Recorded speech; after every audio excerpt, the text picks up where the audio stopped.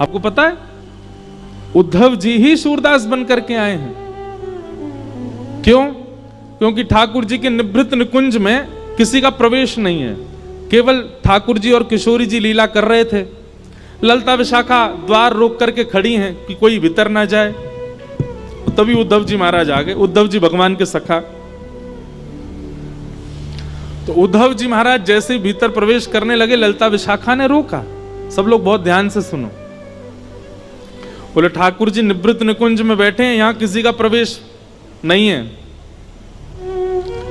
उद्धव जी बोले निवृत्त निकुंज हो या कोई सी निकुंज हो, हमारा प्रवेश सब जगह। ललता विशाखा बोली उद्धव अपनी द्वारिका में चलाना या मथुरा में चलाना, ये वृंदावन में नहीं चलेगी तुम्हारी।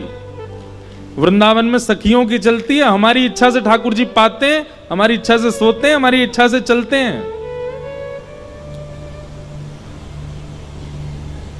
उद्धव जी बोले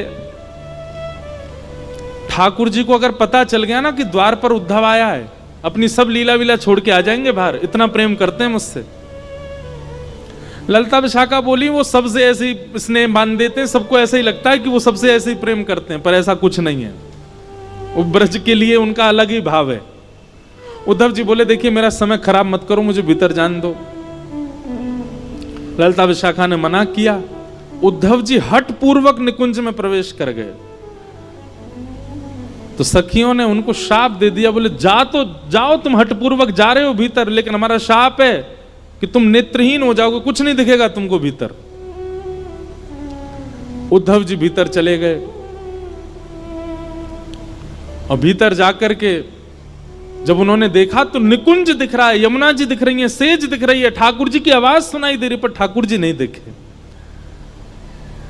तो उद्धव जी महाराज ठाकुर जी क्या मुझे आप दिख क्यों नहीं रहे हो? बोले उद्धव ये सखियां सामान्य गोपियां नहीं है, ये गैया चराने वाली, गोबर थापने वाली, दूध निकालने वाली, इनको तुम सामान्य गोपी मत समझो। ये वेद की ऋचाएं हैं, ये दंडकारण्य बन के संत हैं, कितनी तपस्या करके गोपी बन करके आई हैं। और इनकी बात सत्य है, निवृत्त निकुंज में किसी का प्रवेश नहीं है इनकी आज्ञा के बिना, और तुम चले आए।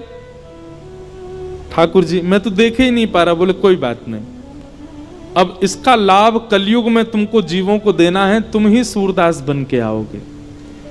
नेत्र नहीं होंगे, पर बिना नेत्र के भी मेरी उन लीलाओं का दर्शन करोगे जो नेत्र वाले भी नहीं कर पाए, और उन लीलाओं को लिख करके तुम पूरे जग को मेरे भाव से आस्वादित कराओगे। वही उद्धव जी सूरदास बन के आए।